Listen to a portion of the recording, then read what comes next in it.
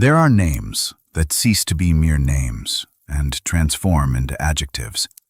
We speak of sadism, named after the Marquis de Sade, of boycott, after Captain Boycott.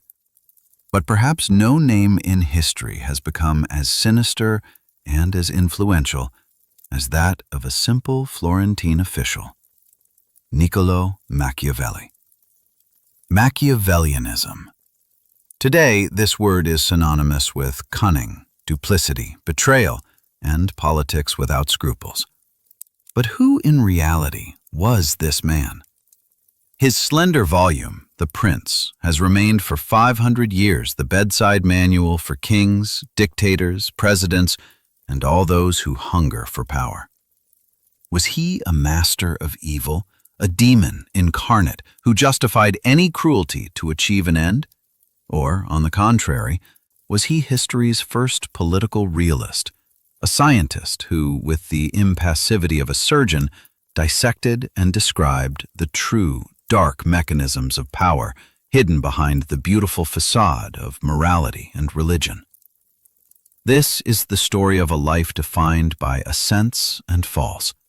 It recounts how a brilliant diplomat of the Florentine Republic, who treated kings and popes as equals, was, after the Republic's collapse, cast into prison, subjected to torture, and driven into exile. It narrates how, amidst the despair and squalor of his rural retreat, he wrote his great and terrible treatise, not as a philosophical work, but as a desperate attempt to return to high politics. This is an exploration of his ideas, shocking yet terrifyingly current. Why it is better for a prince to be feared than loved. Why the end justifies the means. And why a ruler must combine the strength of the lion with the cunning of the fox. It is a journey into the very heart of power, to that place where there is no room for morality, only for calculation, force, and will. The story of Niccolò Machiavelli is inseparably, almost fatally, linked to the city of his birth, the city he served, which exiled him, and whose restoration he dreamed of until the end of his days, Florence. But this was not the idyllic, sun-drenched, harmonious Florence we see in the paintings of Botticelli or the frescoes of Fra Angelico. Florence at the end of the 15th century, the Quattrocento, was a boiling cauldron, dazzling yet mortally dangerous. It was undoubtedly the richest, most cultured and artistic city in Europe at that time, yet simultaneously the most politically unstable, torn apart by ruthless struggles between noble families, guilds, banks, and foreign enemies.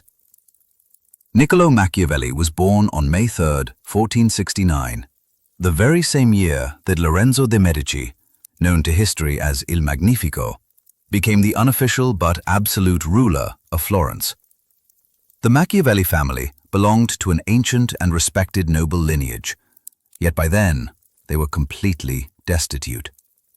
His father, Bernardo, was a doctor of law, a learned man who possessed a great library, but due to old debts and political conflicts, the path to any public office had been closed to him. The family lived very modestly, bordering on poverty, constantly struggling to make ends meet. But in their home, located in a humble district on the south bank of the Arno River, there reigned a true cult of knowledge.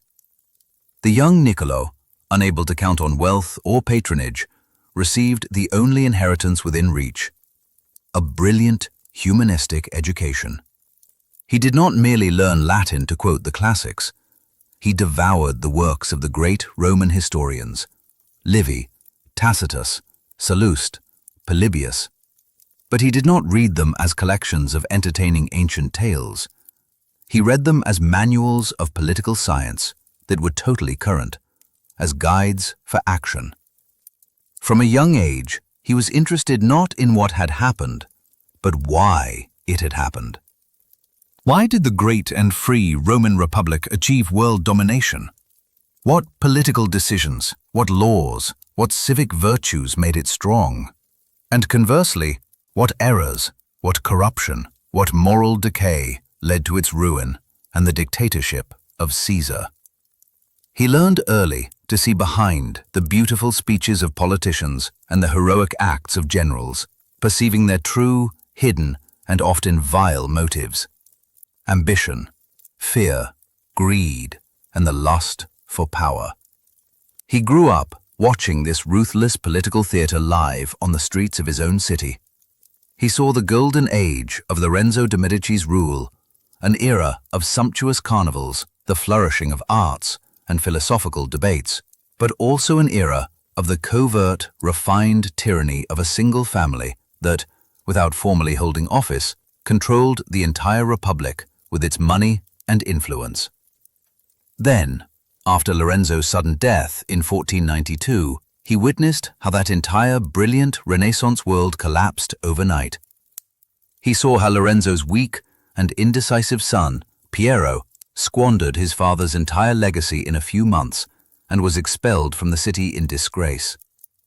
He saw how the power of money and art was replaced by the power of fire and faith.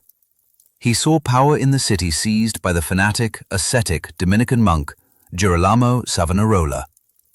Machiavelli stood in the crowd at the Piazza della Signoria, listening to Savonarola's fiery, apocalyptic sermons, in which the monk condemned luxury, depravity, and the corruption of papal Rome, urging Florentines to repent and create the kingdom of God on earth.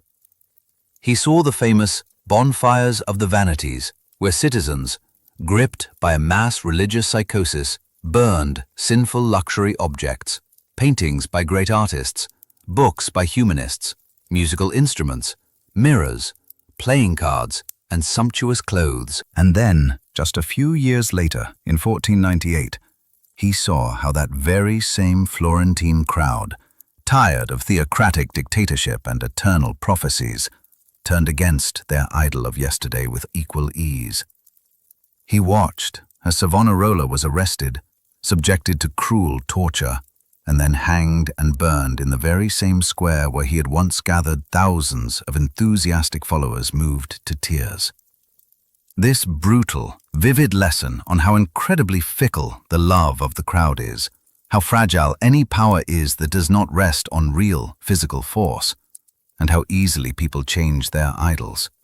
Machiavelli learned it for a lifetime. In May of 1498, immediately after the execution of Savonarola, the Republic was restored in Florence. And it was here, in this atmosphere of change and personnel purges, that a window of opportunity opened for the hitherto unknown 29-year-old Niccolò Machiavelli. Thanks to his brilliant humanistic education, his impeccable knowledge of history, his sharp mind, and perhaps the patronage of some influential anti-Medici circles, he was appointed almost immediately, without any prior experience, to a very high and heavily responsible state post, Secretary of the Second Chancery. This was not an honorary title or a sinecure for taking minutes. It was a true inferno of work at the very center of decision-making. The Second Chancery handled all the internal affairs of the Republic, and most importantly, in that turbulent era, the war. Machiavelli, in essence, became the Minister of Defense and the Interior for a young, weak republic surrounded by enemies on all sides. An enormous and exhausting responsibility fell upon his shoulders. He was responsible for diplomatic correspondence, organizing the citizen militia, supplying the army, and gathering intelligence on enemy plans. His workday lasted from dawn until late into the night. But his talents went far beyond simple administration. Very soon the rulers of the Republic, the Council of Ten, began to entrust him with the most responsible and delicate diplomatic missions. Thus began his brilliant career as a roving diplomat, which would provide him with the practical, bloody, and invaluable material for his future works, great and terrible. He was the eyes and ears of Florence in the very heart of great and ruthless European politics.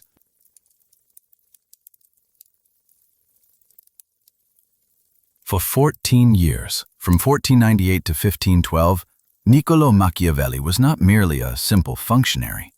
He was flesh of the Republic's flesh.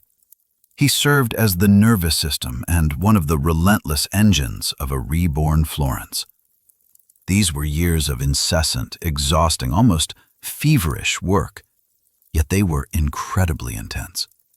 He was not a mere secretary shuffling papers in the quiet safety of an office. He was a crisis manager, a special envoy, a military analyst, and a minister of propaganda, all rolled into one. His life became a kaleidoscopic and endless succession of diplomatic missions that hurled him from one end of Italy to the other, and often across the face of Europe. To comprehend the magnitude of his activity, one must understand what Italy was in that era. It was not a unified country, but a fractured mosaic, a deadly chessboard upon which the great predators of Europe played their ruthless games. France, Spain, the Holy Roman Empire, and the Papal States moved their pieces with impunity. The educated, wealthy, but militarily weak Italian republics, like Florence, Venice, or Milan, were nothing more than pawns in this grand and bloody contest. They were constantly betrayed, conquered, and carved up among the giants. The ally of today could transform into the mortal enemy of tomorrow. Machiavelli's task as a diplomat was nearly impossible. In this world of wolves, representing a weak sheep without a powerful army at its back, he had to defend the vital interests of his republic using only his wit, his cunning, his eloquence, and his capacity for analysis. He spent long, agonizing months at the court of the French King Louis XII, attempting to convince him of the need for an alliance, haggling over concessions while trying to decipher the king's true and hidden intentions regarding Italy. He conducted humiliating and endless negotiations with the greedy and perfidious Swiss mercenaries, who were the finest infantry in Europe, and constantly threatened to defect to the enemy if they were not paid even more gold florins. He embarked on a dangerous mission across the snowy Alps to the court of Emperor Maximilian in Germany to gauge the real threat of an imperial invasion. These journeys were brutal and perilous. He spent weeks rattling in a saddle or inside an uncomfortable carriage along broken, muddy roads infested with bandits. He lived in cold, drafty inns, eating whatever was available. Yet he did not complain. He watched, he listened, he analyzed. Every evening, after a hard day of verbal duels and veiled threats at the negotiating table, he would sit by the light of a candle and write his famous diplomatic reports, his legazioni, to the government of Florence, the Council of Ten. But these were not simple, dry, formal reports. They were brilliant, sharp, almost literary analytical essays. He did not limit himself to recounting who said what. Like a physician, he performed a diagnosis. He attempted to understand the hidden motives, the ambitions, the fears, and the flaws of the rulers. He dissected their characters with ruthless precision. He noted that the King of France was indecisive by nature and extremely miserly, predicting he would delay any decision until the last possible moment. He observed that Emperor Maximilian was gullible, trusted his sycophantic advisors too much, and constantly changed his plans. He evaluated the strengths and weaknesses of their armies, their economic situations, the level of popular support, and the atmosphere at court. In essence, he was the first professional political analyst in history. It was during these missions that he saw with his own eyes how real politics functioned, not the politics of books. He saw that the world is not governed by divine providence, nor by morality, nor by honor, but by interest and force, naked, cynical, and ruthless. He saw how solemn treaties, sealed with oaths upon the Bible, were violated the very same day they were signed. He learned that oaths of loyalty were worthless if there was gold on the other side of the scale, and that rulers respect only strength and despise weakness. All those shocking and amoral ideas that he would later expose in The Prince were not invented in the quiet of a study. He suffered them, he witnessed them, and he recorded them during these endless, humiliating, and dangerous diplomatic missions. One of the principal projects of his life as secretary was his obsession with military reform. Florence, like most rich Italian states, did not possess a permanent national army. In times of war, by tradition, it hired condottieri, professional leaders of mercenary troops. But Machiavelli, through the bitter experience of his missions, saw the full perversity and humiliation of this system. Mercenaries were absolutely unreliable. They were cowards in battle, avoiding real losses because their soldiers were their capital. They cost enormous, ruinous sums of money. And most terrifying of all, they could betray at any moment in the heat of battle, switching to the side of whoever paid more. Machiavelli became obsessed with an idea he had read in his beloved Roman historians, principally in Livy. A truly strong republic must defend itself. The army must be composed not of mercenaries, but of citizens who fight not for coin, but for their fatherland, for their homes, for their freedom. He proposed a revolutionary idea to the Florentine government: dissolve the mercenaries and create a native, popular militia recruited from the citizens of the city and the peasants of the surrounding countryside. His idea was met with hostility. The wealthy aristocrats were panicked by the thought of arming the common people, fearing that one day those weapons would be turned against them. But Machiavelli, utilizing all his eloquence, all his influence, and all his analysis, demonstrating that this was the only path to true independence, finally managed to break through that wall of distrust. He dove headfirst into this project. He personally rode on horseback through the villages, recruiting peasants for the new militia. He drafted their statutes himself, organized their training, and tried to instill in them a sense of discipline and patriotism. And in 1509, his creation achieved its first and only great, emblematic victory.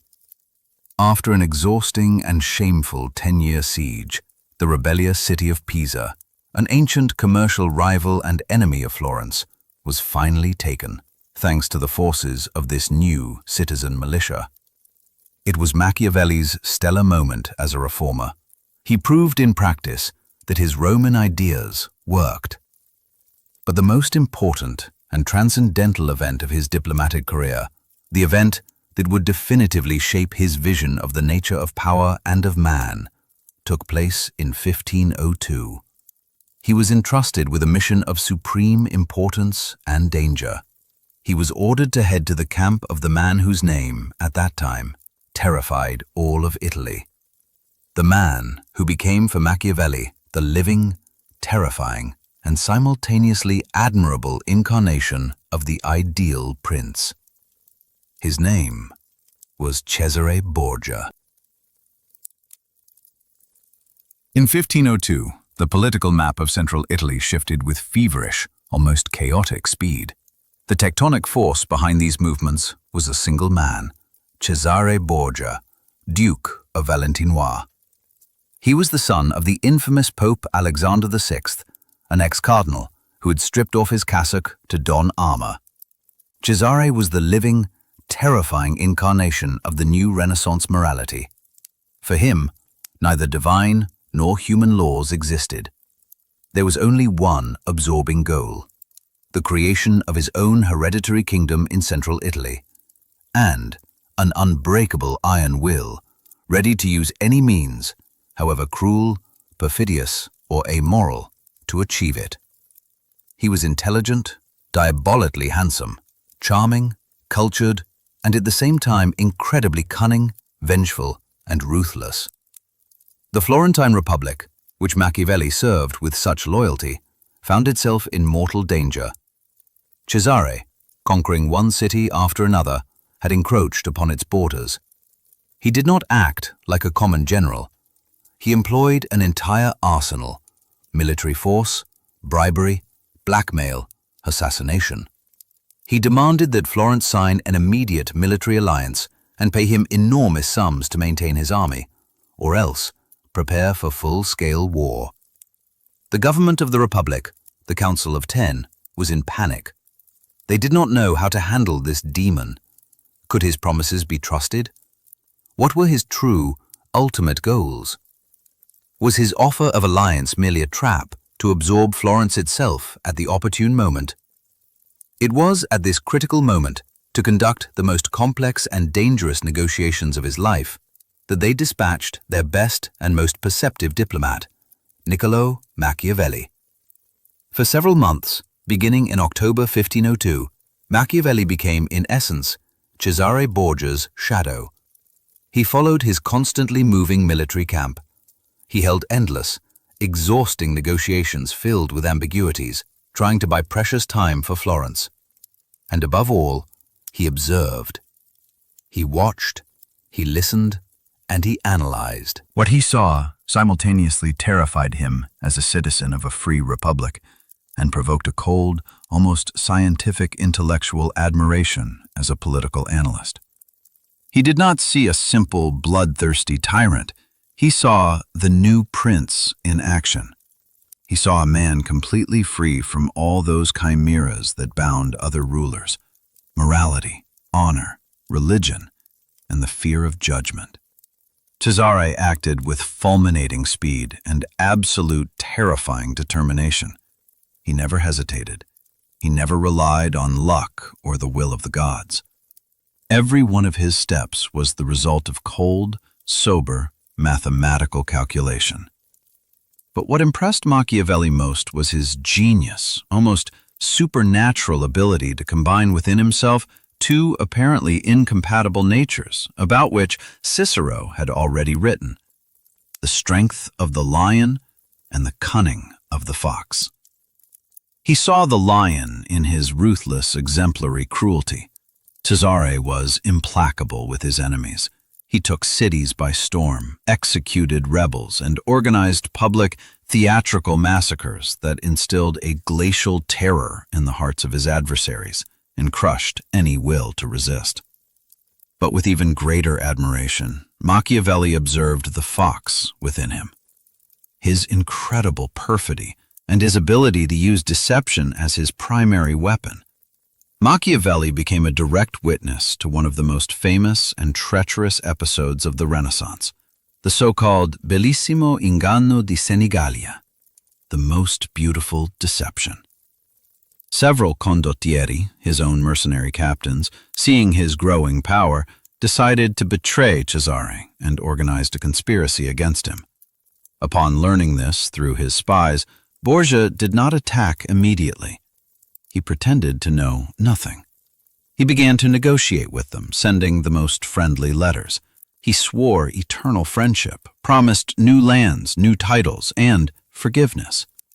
He completely lulled their vigilance, playing on their greed and arrogance. Finally, he invited them all, without their troops, to a banquet of reconciliation in the city of Senigallia to celebrate their reunion. Machiavelli, who was present in Cesare's camp as the Florentine ambassador, witnessed this entire diabolical drama. He watched as the condottieri, fully trusting Borgia's oaths and smile, arrived in the city, leaving their armies outside.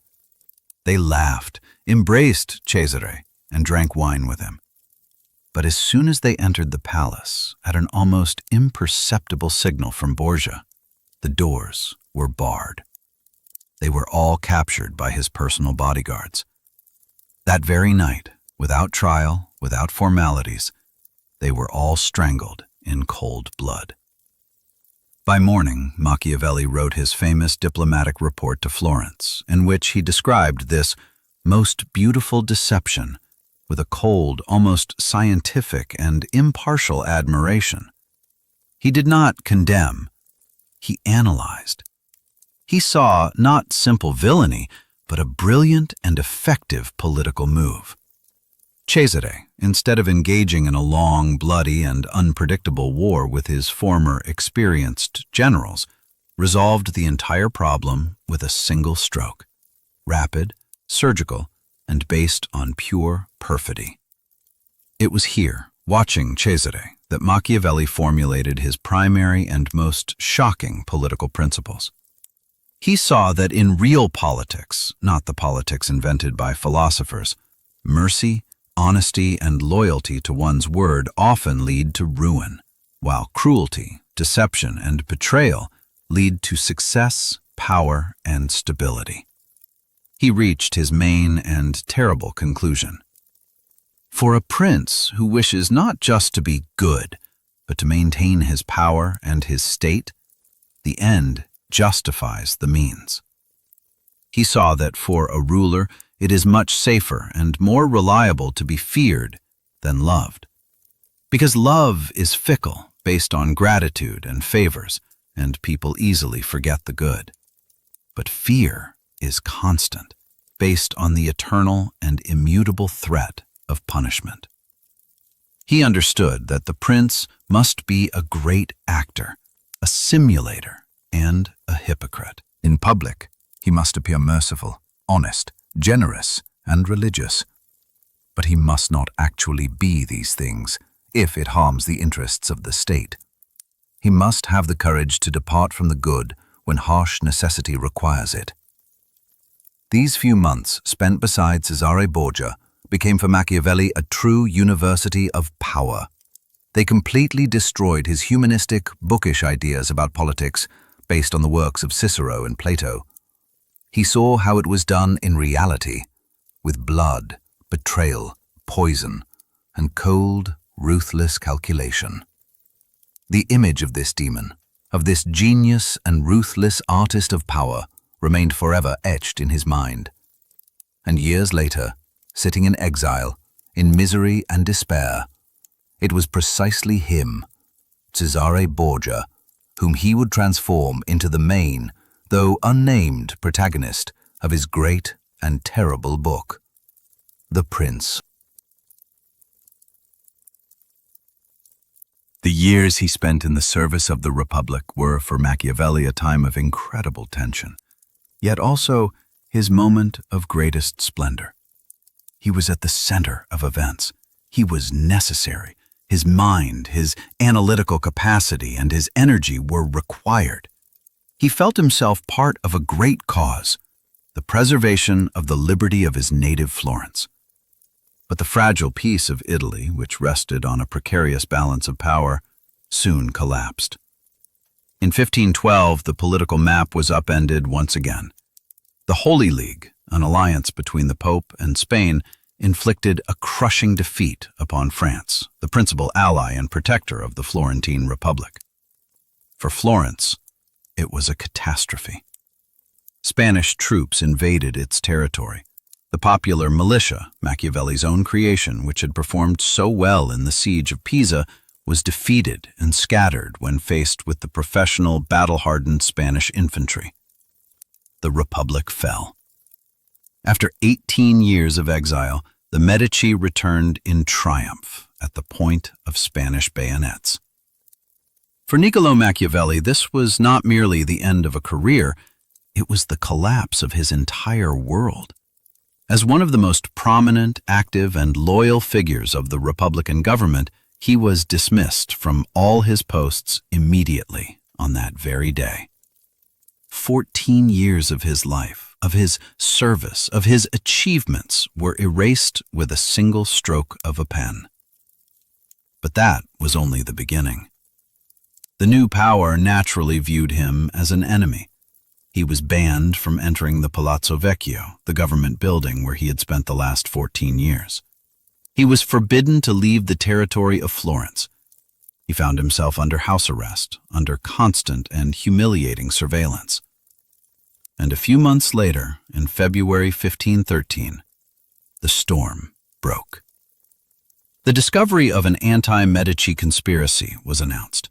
Machiavelli's name, whether through a betrayal or by mistake, appeared on the list of conspirators. He was arrested, thrown into a freezing, damp cell in the Bargello prison, and the interrogations began.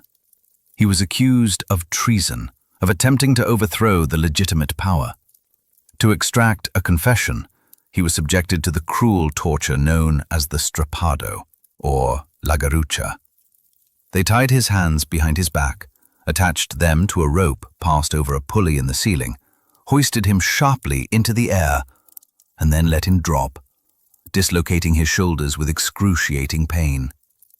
He endured 6 of these drops. He did not break.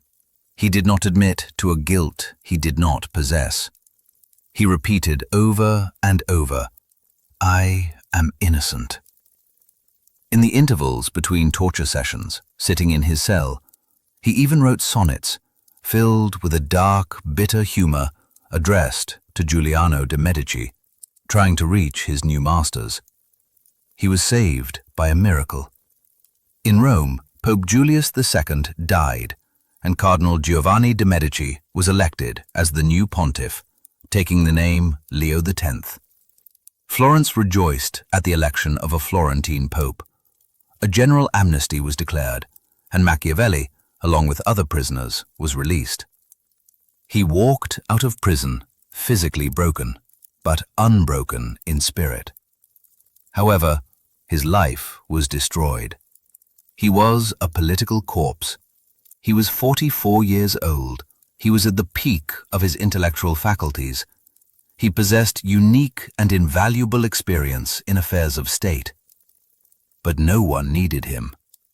The new Medici power viewed him as an unreliable Republican, while his old Republican friends suspected him of trying to serve the Medici. Stripped of all his offices, without means of subsistence, he was forced to retreat to his only modest family property in Sant'Andrea in Percusina, a few miles from Florence. For a man accustomed to living at the center of European politics, negotiating with kings and directing armies, this exile in the countryside was equivalent to death. He described his new, bitter life himself with moving nostalgia in a famous letter to a friend. When night falls, he wrote, "I return home and enter my study. On the threshold, I strip off my peasant clothes, stained with mud and mire, and I dress in robes worthy of a court and of an ambassador. And thus, decently dressed, I enter the ancient courts of the men of antiquity. There, amiably received by them, I feed upon that food which is mine alone, and for which I was born. There, I am not ashamed to speak with them, and to ask them the reasons for their actions, and they, in their humanity, answer me. And for 4 hours, I feel no boredom. I forget all my worries. I do not fear poverty, nor does death frighten me. I transport myself entirely into them."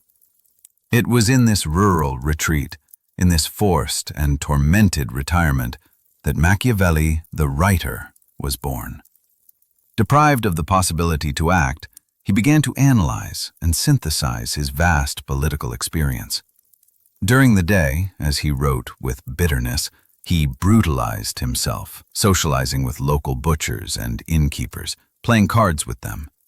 But at night, dressing in his courtly robes, he sat at his desk and entered into a dialogue with the great minds of the past and with the shadows of those rulers he had known personally. It was here, in despair and misery, in a desperate attempt to prove his utility to the new lords of Florence, the Medici, that he began to write his most famous, most scandalous, and most immortal book. A small treatise he modestly titled De Principatibus, of principalities, but which history would know by the name The Prince. The treatise, The Prince, is not a quiet academic philosophical work written in the silence of a university library for eternity. It is a brief, passionate, almost feverish text. It is a scream. It is the scream of despair and pain from a man who has been robbed of his life's work. It is the desperate, almost humiliating attempt of a disgraced politician thrown into the dustbin of history to prove his utility, his competence, and his indispensable knowledge to the new rulers of Florence. the Medici family. "Here I am. Accept me back into your service," Machiavelli seems to say between the lines. Because no one, except me, understands so deeply the true and cruel nature of power. He wrote this small book at incredible speed, in just a few months during late 1513, amidst his exile in the countryside. He dedicated it to Lorenzo de' Medici, Duke of Urbino, the grandson of Lorenzo the Magnificent, who was, at that moment, the new and young ruler of Florence. In the dedication, written in a servile, almost fawning tone, Machiavelli writes that, unable to offer his new lord a gift more valuable than his knowledge of the actions of great men, acquired through long experience in modern affairs and a ceaseless study of the ancients, he presents this modest work. But the content of this modest work was like a bomb. It detonated all the moral, religious, and philosophical foundations upon which the idea of the good ruler had been built for centuries, since the times of Plato and Cicero. All philosophers before Machiavelli, all authors of the so-called mirrors for princes, wrote about what the ideal ruler ought to be. He should be just, merciful, generous, honest, and God-fearing. He should keep his word. They drew an ideal and utopian portrait, urging princes to follow it. Machiavelli, however, with a glacial, almost surgical coldness, declares from the very first chapter that he will not write about how things ought to be, but about how they are in reality. He writes of the verità effettuale della cosa, the effective truth of things, and not of their imagination. Because there is such a distance between how one lives and how one ought to live, he argues, that he who neglects what is done for what ought to be done learns his ruin rather than his preservation. For a man who wishes to make a profession of goodness in everything must necessarily come to grief among so many who are not good. And this effective truth that he begins to dissect proved to be shocking. Machiavelli states directly that the principal, unique, and supreme goal of any prince is to maintain power and preserve the state. Everything else, morality, religion, honor, is secondary. These are merely tools that can and must be used while they are useful, and which must be discarded without pity as soon as they become obstacles. To achieve this supreme goal, the stability of the state, all means are good. Absolutely all. If to save the state it is necessary to lie, then lie. If it is necessary to betray, then betray. If it is necessary to destroy an entire city, then destroy it. He says without hesitation that a prince in the real world cannot and should not possess all those virtues that philosophers praise so beautifully. Furthermore, blindly following these virtues in real politics often leads not to prosperity, but to ruin. Take mercy. Excessive and untimely mercy shown to rebels breeds disorder, looting, and massacre, from which the entire population suffers. But one or two exemplary, cruel executions at the beginning can impose order and, in the long run, save thousands of lives. Take generosity. A prince who wishes to be considered generous will quickly exhaust his treasury. Then, to replenish it, he will be forced to impose new, predatory taxes, earning the hatred of his people. It is much wiser, Machiavelli says, to be considered miserly, but not to plunder one's subjects. Take honesty. A prince who always clings to his word like a lamb will become easy prey for his more perfidious and cunning neighbors. From here is born his most famous, cynical, and amoral thesis: the ends justify the means. Then he poses another question, as old as the world itself. Is it better for a prince to be loved or to be feared? He gives an unequivocal, ruthless, almost mathematical answer. The best, he writes, is to be both at once. But since it is difficult to combine them, if one must choose, It is much safer to be feared than loved. His logic is simple and devastating. Love, he says, is maintained by a bond of gratitude, which is too fragile. Men, being by nature selfish, wicked, and ungrateful, break it at the first opportunity that suits them. But fear is maintained by the dread of punishment, which never vanishes. But fear, Machiavelli warns, must never turn into hatred. Hatred is what leads to conspiracies and overthrow. The prince must instill fear, but avoid hatred. And for this, two simple things suffice. Do not touch the property of your subjects, and do not touch their women. Because men, Machiavelli observes with genial cynicism, forget the death of their father sooner than the loss of their patrimony. To survive in this world of wolves and sheep, the prince, according to Machiavelli, must master the nature of two beasts, the lion and the fox. He must be a lion to frighten the wolves, that is, to have a powerful army and not fear using force. But force alone is not enough. He must also be a fox to recognize traps and snares. He must be strong, but also incredibly cunning. Moreover, he must be a great simulator and hypocrite. In public, he must always appear merciful, faithful to his word, humane, sincere, and devout. And he should be these things as long as possible, but his mind and will must be disposed in such a way that, in case of necessity, when circumstances force him, he is able and knows how to show the exact opposite qualities. As the principal, almost ideal example of such a new prince, he naturally had in mind the man he so admired and feared, Cesare Borgia. The entire 7th chapter of The Prince is, in essence, a panegyric to his actions. He describes with cold, impartial admiration how Cesare, after conquering the rebellious province of Romagna, first appointed a cruel governor, hated by all, Ramiro de Lorqua, to clean up and restore order. Ramiro crushed all resistance with blood and executions, and then, when all the dirty work was done and the people began to hate that cruel power, Cesare, to satisfy the people and demonstrate his own justice, ordered the arrest of his own governor. One beautiful morning, he displayed Ramiro's body cut in two in the main square, beside a wooden block and a bloody axe. This brutal spectacle, Machiavelli concludes, simultaneously satisfied and stupefied the people. This little book, written in the quiet of the countryside, was genuine intellectual dynamite.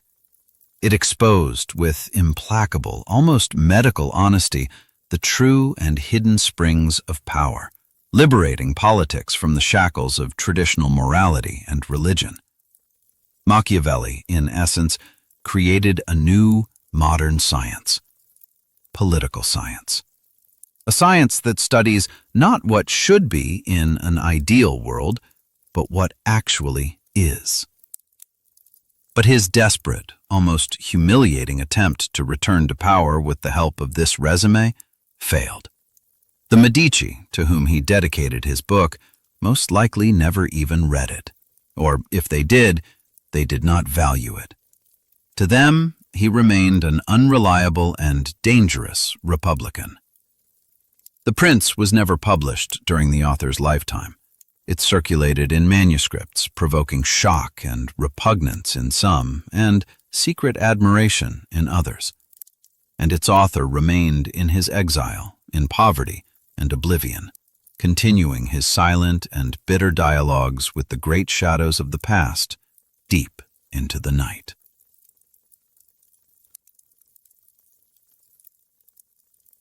The Prince, although it became his most famous and scandalous work, was by no means the only, nor perhaps the principal book that Niccolò Machiavelli wrote during his long and painful exile. Deprived of the possibility to engage in practical politics, he dove headfirst, with the desperation of a shipwreck survivor, into theoretical politics, creating in the silence of his rural study one fundamental work after another that was ahead of its time. If The Prince was a brief, passionate, almost feverish cry of despair and a crisis management manual for a new, usurping ruler, his other works were much deeper, more systematic, and reflected his true convictions. His magnum opus, the main work of his entire life, written at intervals over many years, was the Discourses on the First Decade of Titus Livy. It is an enormous treatise, spanning several volumes and deeply meditated. In it, by commenting on and analyzing the history of ancient Rome as recounted by the historian Livy, he exposes his true and hard-won political opinions. And here, to the surprise of those who know him only by The Prince, we see a completely different Machiavelli. Not the cynical and unscrupulous advisor to tyrants, but a passionate, convinced, almost fanatical republican. In the Discourses, he writes with undisguised admiration about the greatness and power of the Roman Republic. He analyzes the causes of its success and concludes that the source of Rome's strength was not harmony, but on the contrary, the constant but civilized conflict between two social classes, the aristocracy, the patricians, and the common people, the plebeians. The Senate represented the interests of the nobility, and the tribunes of the plebs represented the interests of the people.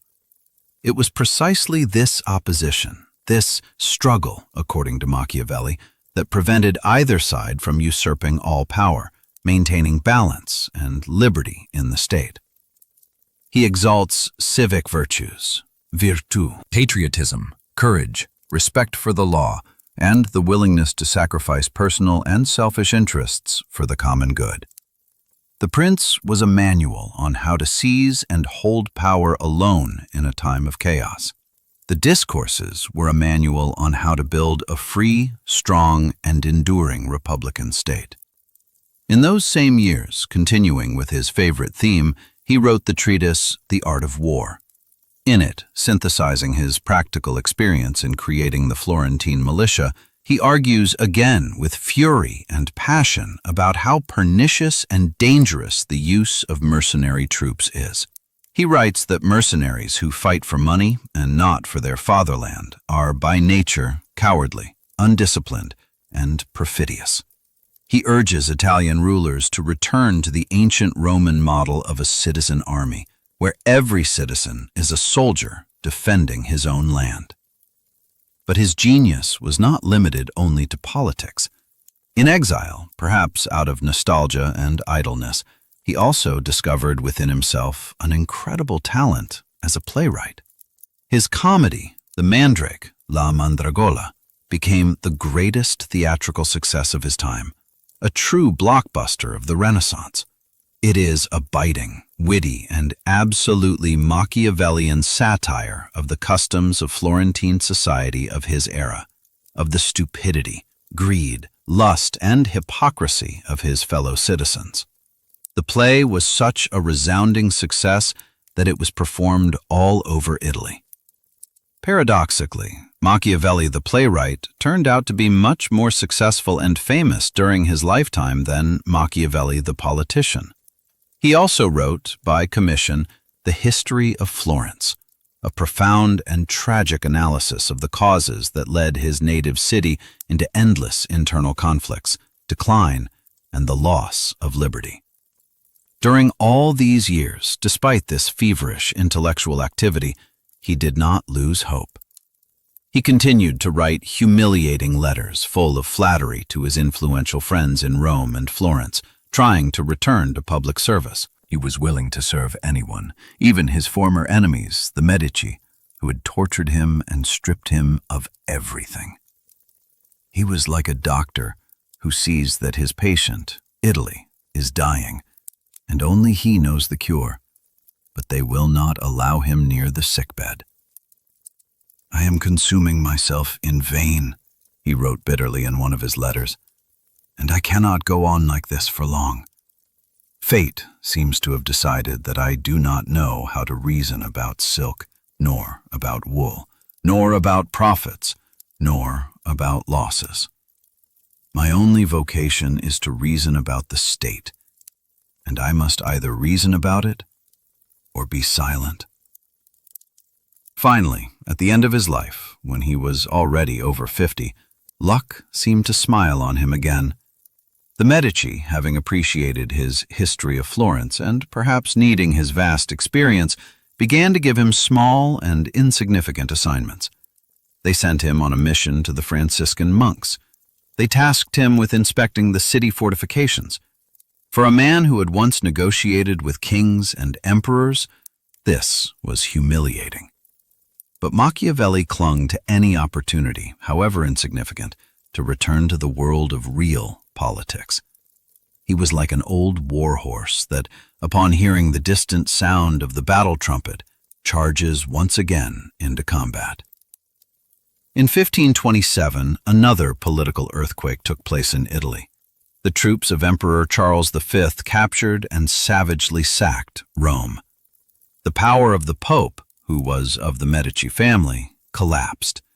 And in Florence, taking advantage of this chaos, the people rebelled again and expelled the hated Medici, restoring the Republic for the last time. For Machiavelli, it seemed to be the chance of a lifetime. The Republic he had served so loyally, to which he had dedicated all his works, had returned. Immediately, filled with hope, he offered his services to the new Republican government. He was certain that his experience, his knowledge, and his unshakable Republican patriotism would finally be required. But the last, most terrible, and most crushing blow of his life awaited him. The new, young, and radical Republicans did not see in him the hero of the old Republic, but a servant and a flatterer of the Medici. They remembered that in recent years he had tried to establish relations with them, that he had written the history of Florence for them.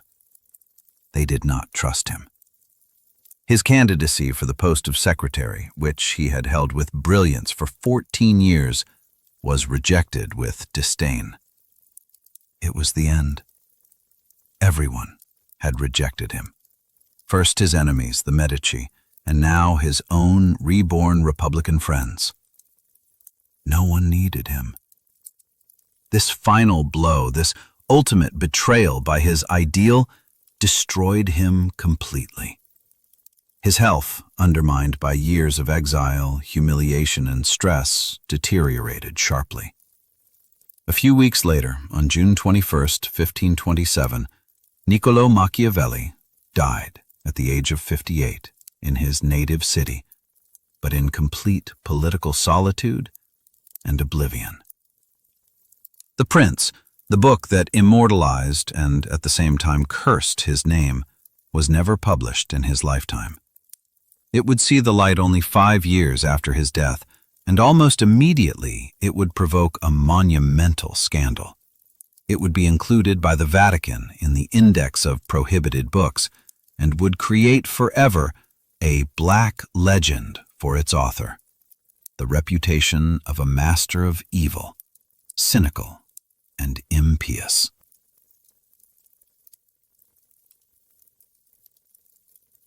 The death of Niccolò Machiavelli in 1527 passed almost unnoticed. In an Italy torn apart by wars and intrigues, the passing of yet another disgraced Florentine official was not an event. He died in poverty, having recovered neither his position nor the respect of his fellow citizens. It seemed that his name, along with his unpublished works, would remain buried forever beneath the dust of time. But history had other plans. In 1532, 5 years after his death, his friends and heirs finally obtained permission to publish his principal and most scandalous treatise, The Prince. And the book shattered the world. The reaction was immediate and furious. The Catholic Church was horrified. It saw in The Prince not a political analysis, but a manual of immorality, a satanic doctrine that justified lying, betrayal, and murder, placing the interests of the state above divine laws. The book was immediately placed on the index of prohibited books, and reading it became a mortal sin. For centuries, the name Machiavelli became an insult, a synonym for diabolical cunning. On the stages of Elizabethan England, his name was pronounced only by villains. But while some cursed him in public, others read him with rapt attention. And foremost among them were those to whom the book was addressed: kings, tyrants, cardinals, and ministers. They publicly condemned the immoral Florentine, but in the privacy of their studies, they devoured the prince until the pages were worn thin. Because Machiavelli, like no one else, had described the real, not the fictional mechanics of power. Catherine de Medici, Queen of France, considered it her bedside book. Cardinal Richelieu, the de facto ruler of France, based his policy on its principles. Frederick the Great, King of Prussia, wrote a treatise in his youth called The Anti-Machiavel, condemning its cynicism, only to act in strict accordance with its precepts once he became king. Napoleon Bonaparte made notes in the margins of his personal copy. And in the 20th century, it is said that this book was the bedside reading of Lenin, Stalin, Mussolini, and Hitler. Machiavelli became the cursed teacher whose lessons everyone denied in words but followed in practice. So what is his true legacy? Was he really a master of evil? On one hand, yes. He was the first to separate politics from morality with such implacable scientific coldness. He demonstrated that to achieve and maintain power, a ruler must be willing to use immoral means. In this sense, he certainly let the genie out of the bottle. But on the other hand, Machiavelli himself was not Machiavellian. He was not a villain. He was a patriot. He dedicated his entire life, all his passion, to a single idea, the idea of a strong Italy, united and free from foreign barbarians. His prince was not a hymn to tyranny, but a desperate cry. It was a bitter, poisonous medicine, but, as he believed, the only one possible for his sick, fragmented, and dying fatherland. He proposed using poison not for pleasure, but to cure a mortal disease. And most importantly, Machiavelli was a scientist. He was the first to look at politics, not with the eyes of a moralist or a theologian, but with the eyes of a physician establishing a diagnosis. He did not say if something was good or bad. He said, "The world is made this way. Power works this way. Human nature is this way. And if you wish to survive in this world, you must know its laws and not live in a world of illusions." He stripped away all the masks. He demonstrated that behind beautiful words about the common good, justice, and divine will, there almost always hides naked, animal interest and the lust for power. In this sense, he was not so much a teacher of tyrants as a teacher of peoples. He gave common people a tool to understand how their rulers actually think and act. It is precisely for this reason that his ideas remain terrifyingly current today, 500 years later. We live in a world that is, in essence, a grand illustration of his works.